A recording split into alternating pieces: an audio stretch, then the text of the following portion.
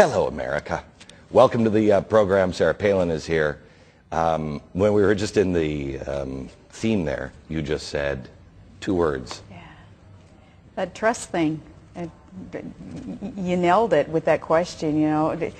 Trustworthy people surrounding us, leading us, we've got to be able to trust, but very, very dangerous to trust people in this business of politics, Glenn. You know, there's the reason why I selected this particular location for several reasons, but one of them is the Statue of Liberty. The main reason is the Statue of Liberty. There are very few things. If I say, think of the Capitol building, you don't trust it. Think of the courthouses. I don't know if everybody trusts that anymore.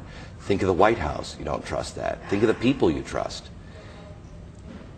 I have learned in the last year especially, I can't trust anybody. And I know the moment that I learned that. I can tell you the specific moment and the specific person where it took my breath away and I went, oh my gosh, I'm living in a different world.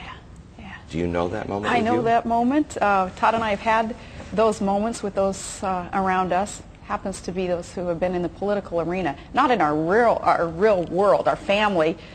Trust people there, but yeah, not a comfortable place to be when there is so much doubt as to who you can trust. Did you know, or will you share the moment when you were out on the road and you realized, I am surrounded by sharks. I'm surrounded by people who I didn't even think people were really like this.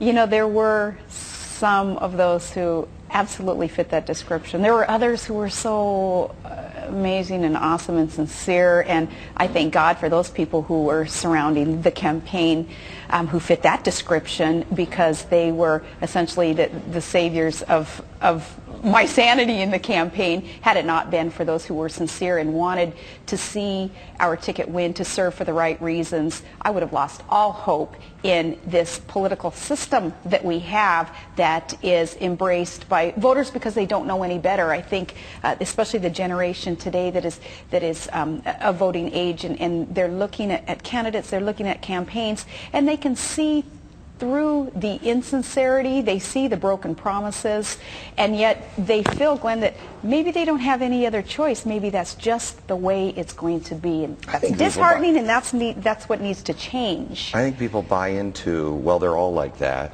and a good portion of them are, not all of them, but a good portion are, and this is just the system, and this is just the way it works, and until we change that, I think nothing's going to happen. We got to break that. Well, we break that by, at all levels, getting the real people, the sincere people, people who are almost reluctant to serve, to get in there, run for office, and be willing to put their lives on the line in service to their country, their states, their communities. You and I have both, I mean, I was driving over, and in fact, I wrote some notes here on... While you were driving? Well, no. No. We don't do that in Alaska. I wouldn't do that, no. Okay. You and I both were... I think the #1 and #2 Halloween costume of the year. Did you know that? We both have been nailed on Saturday Night Live as being stupid. We are also both just recently voted on the most admired list of people in the world. We both have been on the cover of major magazines in the last year. We're both probably top 5 most hated people in America. I dare say. We are both told that we just don't get it. I mean, the list goes on and on and on. The coming out of nowhere, not having being out of the system. Can you survive and be out of the system? I think that there are a whole lot of us who want to prove that you can survive and succeed being out of the system, because the system is broken. The system is what creates this disenchantment with the people looking at the political system saying, we don't like that. That is not a representative form of government that our country was founded upon. We want to change it. We want to see people succeed, not just survive, but succeed being outside of the system.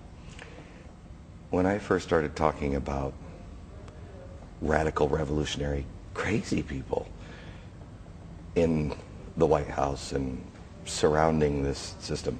Did you at first believe it? I believed it. And we tried to wave some red flags in the election, John McCain and I, and those around us, as to what was coming. The obvious red flags, the redistribution of wealth statement that President Obama had said as a candidate. And we were perplexed at the end of the day that people heard those statements and yet still chose that route. It killed me to vote for John McCain. And I voted for John McCain because of you. John McCain is a progressive. John McCain, he's an honorable man. He is an honorable man. He's an honorable man. And that goes a long way. That's a rare island to find. He's an honorable man. But he's also a progressive. He's big government. He was for the bank bailouts. He was for the